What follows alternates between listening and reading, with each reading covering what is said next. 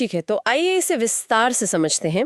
आज के इस गहन चर्चा में हम साहित्य और दर्शन की दुनिया के एक ऐसे अद्भुत स्रोत पर नजर डालने वाले हैं जिसने सच में एक सदी से भी अधिक समय तक विचारकों की सोच को एक नई दिशा दी है। बिल्कुल।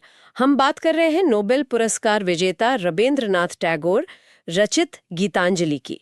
और आज हम जिस विशेष संस्करण का विश्लेषण कर रहे हैं वो 2012 में जर्नल प्रेस द्वारा प्रकाशित किया गया था। जी, और इस संस्करण की सबसे खास बात यह है कि इसमें जो अनुवाद है वो स्वयं लेखक यानी टैगोर द्वारा ही मूल बंगाली से अंग्रेजी गद्य में किया गया है। हाँ, और इसमें मशहूर कवि W.B. येट्स की लिखी हुई वो ऐतिहासिक प्रस्तावना भी शामिल है, जिसने पश्चिमी दुनिया को टैगोर की प्रतिभा से पहली बार परिचित कराया था। एकदम सही। तो इस चर्चा का हमारा मिशन केवल इन सुंदर कविताओं का पाठ करना नहीं है। मतलब हम किसी क्लासरूम की तरह इनका अर्थ रटने नहीं बैठे हैं। हमारा उद्देश्य उस गहरे दर्शन को खोजना है जो आज की इस भागदौड़ भरी और कह सकते हैं कि आधुनिक जिंदगी में भी पूरी तरह से प्रासंगिक है। हाँ, ज्ञान के वो मोती जो 100 साल बाद भी हमारे बहुत काम के हैं। तो चलिए इस सफर की शुरुआत करते हैं। बिल्कुल, और ये चर्चा इसलिए भी बहुत अहम हो जाती है क्योंकि अक्सर लोग गीतांजलि का नाम सुनते ही मान लेते हैं कि ये बस एक रहस्यवादी कविता संग्रह है जो सिर्फ सन्यासियों को पढ़ना चाहिए। हाँ, लेकिन जब हम इन पन्नों की गहराई में जाते हैं तो पाते हैं कि ये जीवन जीने की एक बहुत ही व्यवहारिक फिलॉसफी है। सही कहा। और मुझे लगता है कि इस किताब का जो सबसे क्रांतिकारी हिस्सा है, जहां से हमें शुरुआत करनी चाहिए, वो है आध्यात्मिकता को लेकर टैगोर का नजरिया। अध्याय 11 का जिक्र कर रहे हैं ना आप? हाँ, किताब के शुरुआती हिस्सों में ही एक ऐसी बात कही गई है जिसे पढ़कर मेरा तो दिमाग ही हिल गया। इसमें बहुत ही स्पष्ट रूप से कहा गया है कि बंद दरवाजों वाले अंधेरे मंदिरों में बैठकर मंत्र जपना और माला फेरना छोड़ देना चाहिए। जी, जरा सोचिए, ध्यान और अगरबत्ती को त्याग कर ईश्वर को खोजने की बात की जा रही है। ये विचार अपने आप में कितना विद्रोही लगता है। यहाँ जो बात सबसे आकर्षक है वो है असली मुक्ति की परिभाषा। टैगोर सीधा सवाल करते हैं कि मुक्ति आखिर कहाँ मिलेगी, और वो खुद इसका उत्तर भी देते हैं। बिल्कुल। वो कहते हैं कि ईश्वर वहाँ है जहाँ एक किसान अपनी कड़ी जमीन जोत रहा है, या जहां मजदूर तेज धूप में पत्थर तोड़ रहा है। हाँ, ईश्वर धूप और बारिश में उन मेहनतकश लोगों के साथ खड़ा है और उसके कपड़े भी उसी मिट्टी और धूल से सने हुए हैं। देखिए, एक मिनट यहाँ थोड़ा रुकते हैं। हम तो बचपन से यही सुनते आए हैं कि अगर शांति चाहिए तो दुनियादारी से कटना होगा, एक साफ सुथरे आवरण में रहना होगा। हाँ। फिर ये धूल में उतरने और कपड़े गंदे करने की बात क्यों? ये तो आध्यात्मिकता की पूरी परिभाषा को पलट देता है। यही तो वो गलतफहमी है जिसे टैगोर तोड़ना चाहते हैं। हम सोचते हैं पवित्रता का मतलब गंदगी से दूर रहना है, लेकिन अध्याय 10 में इसका बहुत सुंदर विस्तार है। वो पदचिन्ह वाली बात, जी हाँ, किताब में बताया गया है कि सत्य का पदचिन्ह वहां होता है जहां सबसे गरीब, सबसे निचले और खोए हुए लोग रहते हैं। और हमारा अहंकार कभी भी उस जमीनी गहराई तक नहीं पहुंच सकता जब तक समाज के सबसे निचले वर्ग की वास्तविकता को नहीं समझा जाता। तब तक कोई भी साधना पूरी नहीं हो सकती। ओहो, ये तो सीधा हमारे उस दिखावटी अहंकार पर वार है जो हमें दूसरों से अलग महसूस कराता है, और श्रेष्ठ भी। हाँ। और यहाँ बात सच में बहुत दिलचस्प हो जाती है, क्योंकि जब हम अहंकार की बात करते हैं तो मुझे अध्याय 8 की वो शक्तिशाली उपमा याद आती है, जहाँ एक बच्चे का जिक्र है। एक ऐसा बच्चा जिसे राजिशी कपड़ों और रत्नों से जड़ी भारी जंजीरों से लाद दिया गया है। वो उपमा वाकई बहुत गहरी है। और उस बच्चे के साथ क्या होता है? वो अपने खेलने का सारा आनंद सिर्फ इसलिए खो देता है क्योंकि उसे हर पल ये डर सताता रहता है कि उसके महंगे कपड़े फट जाएंगे या धूल से गंदे हो जाएंगे। बिल्कुल। ये डर उसे दुनिया की उस स्वास्थ्यवर्धक धूल और आम मानवीय जीवन से दूर कर देता है। अगर हम इसे बड़ी तस्वीर से जोड़कर देखें तो ये बच्चा कोई और नहीं बल्कि इंसान खुद है। इंसान अपनी सफलताओं और चीजों को बचाने में इतना व्यस्त हो जाता है कि असली जीवन जीना ही भूल जाता है। हम अपनी ही बनाई हुई चीजों के गुलाम बन जाते हैं। और इसी बात को अध्याय 31 के कैदी की कहानी से बहुत ही शानदार तरीके से समझाया गया है। वो कैदी जो सोचता था कि वो दुनिया को बंदी बना लेगा। हाँ, वो इंसान अपनी अजेय शक्ति और दौलत से दुनिया को बंदी बनाना चाहता था। वो दिन रात भयंकर आग और कठोर प्रहारों से लोहे की एक जंजीर बनाता है, एक ऐसी जंजीर जिसे कोई तोड़ न सके। लेकिन अंत में जब धुआं छंटता है तो वो पाता है कि उसी जंजीर ने उसे उसी की तिजोरी में एक कैदी बना दिया है। बाप रे, ये तो आज के हसल कल्चर की एकदम डरावनी सच्चाई है। लोग लगातार काम कर रहे हैं ताकि चीजें इकट्ठी कर सकें और फिर उन्हीं चीजों की देखभाल में कैद हो जाते हैं। बिल्कुल। और ये कैद सिर्फ भौतिक चीजों तक सीमित नहीं है ना? नहीं।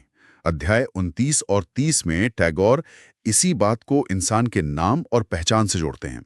इंसान समाज में अपना नाम बनाने के लिए अपने चारों तरफ एक बहुत बड़ी दीवार खड़ी कर लेता है। हाँ, अपने इस छोटे से स्वरूप के साथ हर जगह चलता है। और ये स्वरूप बहुत शोर मचाता है, बहुत धूल उड़ाता है। इस शोर शराबे में इंसान का जो सच्चा स्वरूप है वो छुप जाता है। अध्याय 9 में इसे बहुत बेबाकी से कहा गया है। इंसान खुद अपने ही कंधों पर अपना बोझ ढोने की मूर्खता करता है। अपने ही कंधों पर खुद को ढोना, ये विचार आज की डिजिटल दुनिया में कितनी सटीक बैठती है, जहां लोग अपनी एक परफेक्ट इमेज को ढो रहे हैं। बिल्कुल। यह हमें आजादी नहीं देता बल्कि और थका देता है। लेकिन जब हम कुछ पाने की बात कर रहे हैं तो मुझे अध्याय 14 का वो हिस्सा याद आ रहा है जिसने मुझे सच में चौंका दिया। इच्छाओं के पूरे न होने वाली बात। हाँ, हम इंसान हमेशा प्रार्थना करते हैं कि हमारी हर इच्छा पूरी हो जाए, लेकिन स्त्रोत में इच्छाओं के पूरे न होने को या कठोर इनकार को एक महान कृपा कहा गया है। ये पहली नजर में बहुत विरोधाभासी लगता है। हाँ, मतलब अगर मुझे वो नहीं मिल रहा जो मैं चाहती हूँ तो वो मेरे लिए अच्छा कैसे है? टैगोर यहाँ जीवन का एक बड़ा सच उजागर कर रहे हैं। ये जो कठोर इनकार हैं, ये असल में इंसान को कमजोर और अनिश्चित इच्छाओं के खतरों से बचाते हैं, ताकि हम किसी गलत चीज के पीछे न भागे। बिल्कुल। और ये ब्रह्मांड का इनकार इंसान को तैयार करता है, उसे मजबूत बनाता है ताकि वो आकाश, प्रकाश, शरीर और जीवन जैसे महान उपहारों के योग्य बन सके, जो उसे बिना मांगे ही मिले हुए हैं। क्या खूबसूरत नजरिया है।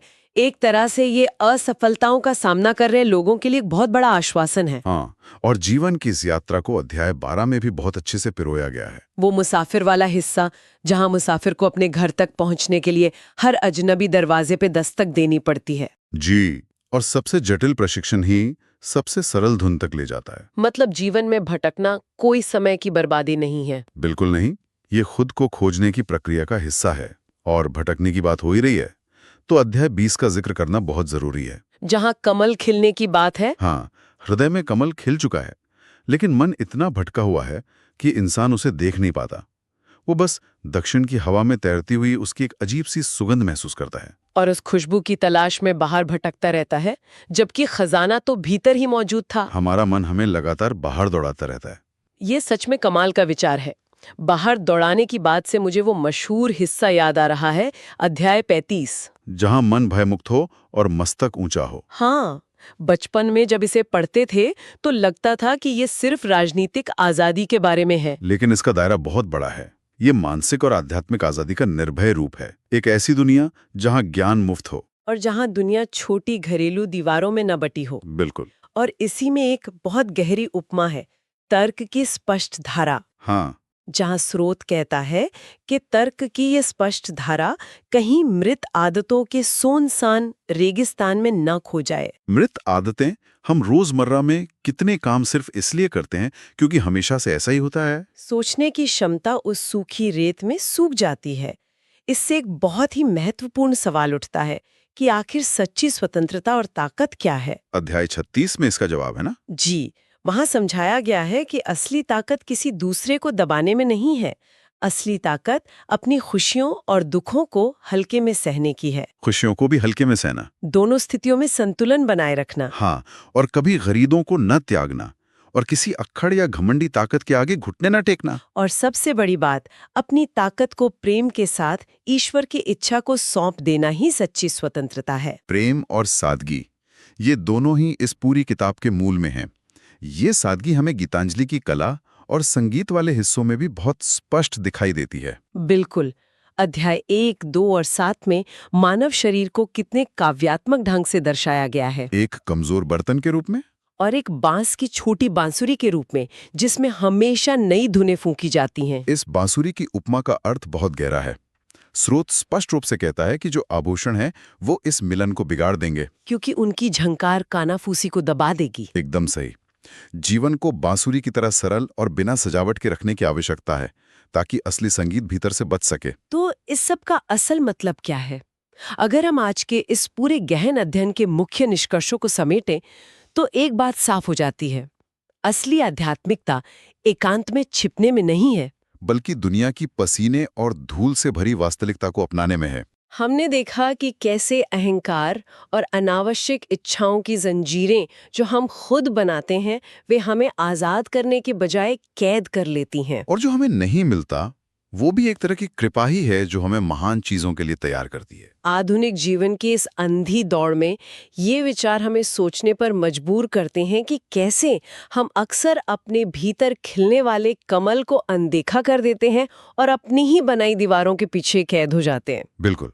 और चर्चा को समाप्त करने से पहले मैं एक ऐसा विचार छोड़ना चाहूंगा जो स्रोत में सीधे तौर पर तो नहीं है, लेकिन इसी विषय को आज के संदर्भ में आगे बढ़ाता है। वो विचार क्या है? अगर असली मुक्ति दुनिया की स्वास्थ्यवर्धक धूल और किसानों मजदूरों के पसीने में पाई जाती है, तो क्या ये संभव है कि शांति या ज्ञान पाने के लिए इंसान की आधुनिक कोशिशें, जैसे दुनिया से कटकर महंगे रिट्रीट में जाना, हाँ, या डिजिटल दुनिया में अपनी एक आदर्श छवि बनाना, क्या ये केवल एक और नई जटिल जंजीर है जो हम खुद अपने लिए ढाल रहे हैं?